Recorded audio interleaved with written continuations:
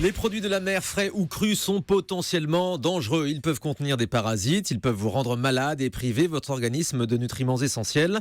Alors pour ou contre ces coquillages, ces huîtres, ces moules, ces crevettes, ces bulots, devons-vous automatiquement nous méfier et faire attention à ce qu'on va déguster? On va voir ça avec le docteur Martine Pérez, médecin généraliste. C'est vrai que les fruits de mer posent certains problèmes sanitaires. Oui, exactement. Mais il faut savoir que les Français sont très friands de fruits de mer et la conchiculture française, qui est la discipline qui produit ces fruits de mer, la conchiculture. En France, on produit 130 000 tonnes d'huîtres et 65 000 tonnes de moules. Donc vous voyez, les Français en mangent beaucoup, ce qui amène au fait que le fait de manger des fruits de mer peut devenir un vrai problème de santé publique si on n'y fait pas attention. Mais vous allez le voir tout à l'heure, tout ça est très réglementé. Alors, ces animaux de la famille des mollusques, vous savez qu'il y a 117 000 espèces de mollusques. C'est un monde énorme. On ne les mange pas tous, bien sûr, mais c'est un monde énorme. Ils vivent souvent dans une coquille, mais ils sont très sensibles à la qualité de leur milieu marin. Parce que comment ils se nourrissent? Eh bien, ils filtrent des quantités énormes d'eau et ils se nourrissent avec des organismes microscopiques qui est le phytoplancton, et ils accumulent donc dans leur tissu tout ce qu'ils ont filtré, c'est-à-dire des toxines, des bactéries, surtout des virus, et ça peut causer des maladies chez les personnes qui les consomment. Donc pourquoi ils filtrent cette eau? Eh bien, c'est justement pour satisfaire leurs exigences nutritionnelles et respiratoires. Et d'où viennent les micro-organismes dont sont victimes les mollusques et qui peuvent être transmis à l'homme? Eh bien, c'est tout simplement des problèmes d'assainissement d'eau. Ça peut être des virus ou des bactéries excrétées par l'homme, par les animaux. Ça peut être aussi des toxines, des phycotoxines qui sont produites par les phytoplanctons. Donc, vous voyez, faire attention que tous ces produits de la mer viennent d'eau propre et saine. Exactement, parce qu'il y a des bactéries, en fait il y a surtout des virus, en particulier le norovirus qui est responsable de gastro-entérite. Il y a aussi l'hépatite A qui peut être transmise par les fruits de mer. Ah oui? Et je vous dis aussi des phycotoxines, et c'est des toxines, bon c'est rare en France, mais ça peut arriver, qui peuvent être paralysantes. En général on s'en sort, mais qui peuvent avoir des effets vraiment majeurs. Donc vraiment... Rien qu'en consommant des fruits de mer, on peut se retrouver paralysé. Exactement. Et c'est pour ça c'est assez rare, mais je vous le signale parce que ça existe.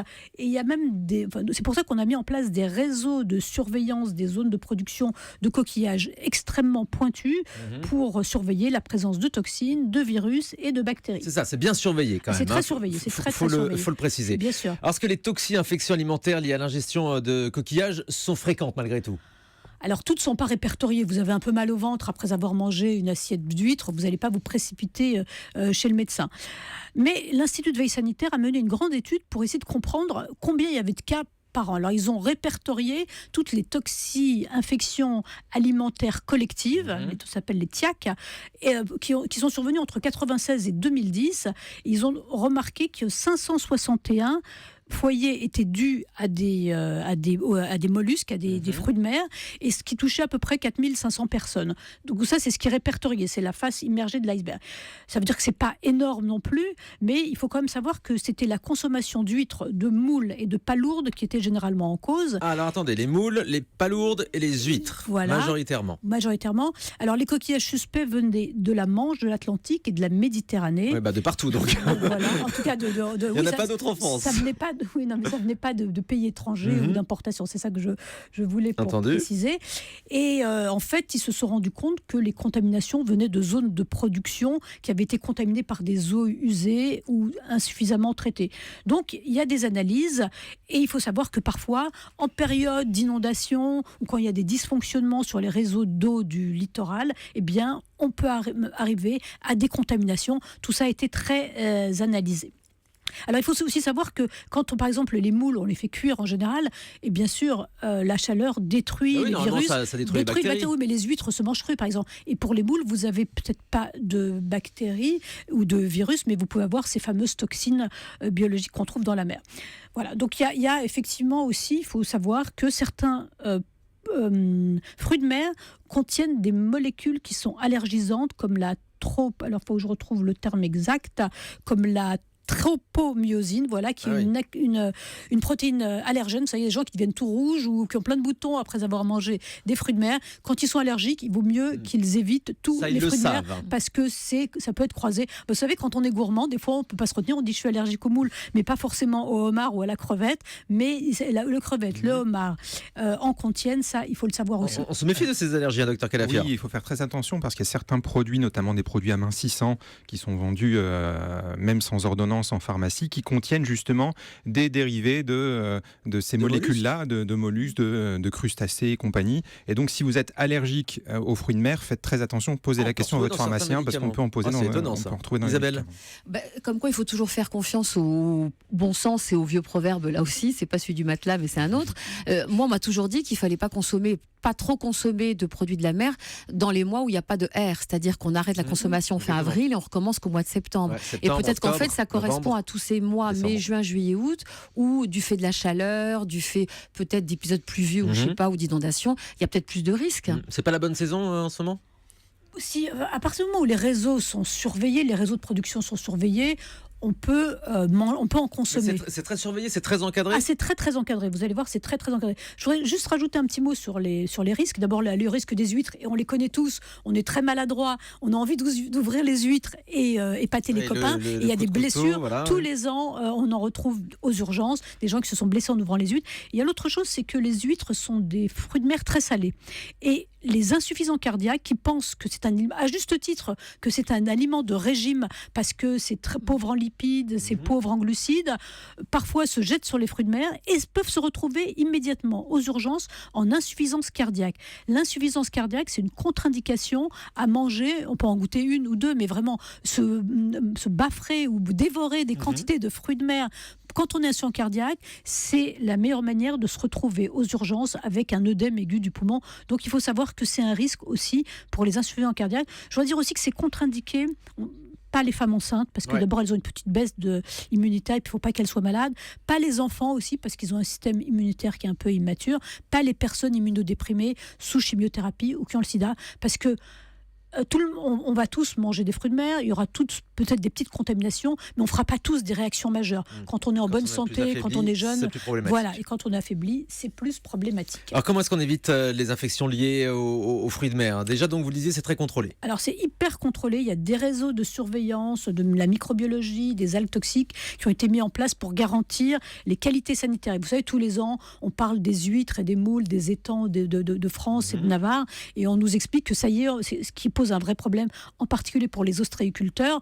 On arrête les productions, on arrête la vente et on attend que tout ça soit assaini. Alors on fait des tests dans les bassins de production.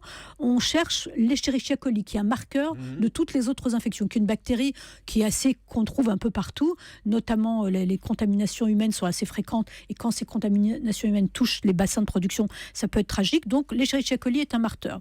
Il y a des nouveaux tests qui pourraient arriver bientôt.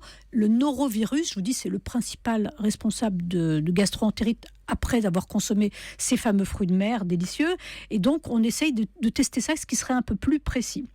Voilà. Donc, il faut aussi savoir que même, selon les groupes sanguins, on dit que tout le monde n'a pas le même risque. Et par exemple, les individus du groupe sanguin A ou B seraient plus sensibles à l'infection. Je ne sais pas moi-même, mais on ne sait pas pourquoi, mais c'est comme ça. On ne sait pas pour ça. Voilà, il y a sans doute des prédispositions. D'accord. Bon, alors, le tableau n'est pas tout noir non plus. Ces fruits de mer ont quand même des bons effets quand même sur la santé. Il y a plein de bonnes choses finalement dans ces coquillages aussi. Alors, dans les coquillages, il y a plein de bonnes choses. D'abord, si vous avez respecté les règles de production, si vous avez pêché, vous pouvez faire de la pêche récréative, si vous avez bien pêché vous-même avec soin, si vous les mangez immédiatement, il ne faut pas les laisser au frigidaire parce que ça, c'est pas terrible.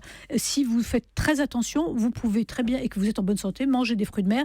Il y a beaucoup consommer tout de suite, on ne peut pas les conserver. Non, ça ne conserve pas, parce que les bactéries ne se développent pas tellement quand le coquillage est fermé, mais si vous les ouvrez et que vous attendez, là, c'est une calamité. Toutes ces bactéries et ces virus peuvent se développer. Alors ça contient d'abord, c'est bon pour la santé parce que ça contient très peu de matières grasses, et même les matières grasses qu'elles contiennent sont des très bonnes matières grasses puisqu'il y a beaucoup d'oméga 3. C'est pour ça que c'est conseillé dans les régimes. C'est pour ça que c'est conseillé dans les régimes alimentaires. Il n'y a pas du tout de glucides et donc ils sont extrêmement peu caloriques. en revanche, il y a des protéines, il y a des très bonnes protéines qui sont importantes. Et il y a aussi beaucoup de vitamines. Il y a de la vitamine A, de la vitamine du groupe B, de la vitamine C, de la vitamine D, de la vitamine E. Alors bien sûr, ça diffère d'une espèce à l'autre, mais globalement, ce sont des fruits de mer et des crustacés qui sont très riches en vitamines. Et surtout, on n'en parle pas beaucoup, il y a quantité de sels minéraux et d'oligo-éléments avec du sélénium, avec du fer, avec du phosphore, enfin bref, avec beaucoup de bonnes choses pour la santé. Et donc vraiment, si on respecte un certain nombre de règles, si on ne mange pas n'importe quoi, si on ne fait pas de mauvaise conservation, si on n'achète que des produits frais, a priori, on doit pouvoir en manger en respectant les règles. Un dernier mot, comment est-ce qu'on vérifie tout ça comment est-ce qu'on sait si chez son poissonnier... Il y a des choses qu'on ne peut pas vérifier. Moi, je me souviens, par exemple, c'est arrivé dans notre famille, un repas de 10. C'est une amie de ma maman qui voulait nous faire plaisir. Donc, elle a commandé un magnifique plateau de fruits de mer. Elle est allée le chercher l'après-midi. Il n'est pas resté en plein soleil. Il était à l'ombre, dans un endroit frais et tout. Et il y a eu des contaminations ? Eh ben, il y en a 6 qui sont partis à l'hôpital parce qu'ils n'allaient pas bien du tout. Oui, non, et en fait, c'était en cause. C'était effectivement, on ne maîtrise pas forcément. Quand on a même ouvert quand les on connaît huîtres, la provenance, non, même quand sauf si, on fait confiance à si son vous les poissonnier. ouvrez vous au dernier moment, c'est bien, mais vous achetez un plateau de fruits de mer, vous savez pas depuis combien de temps il est sous cellophane. Effectivement.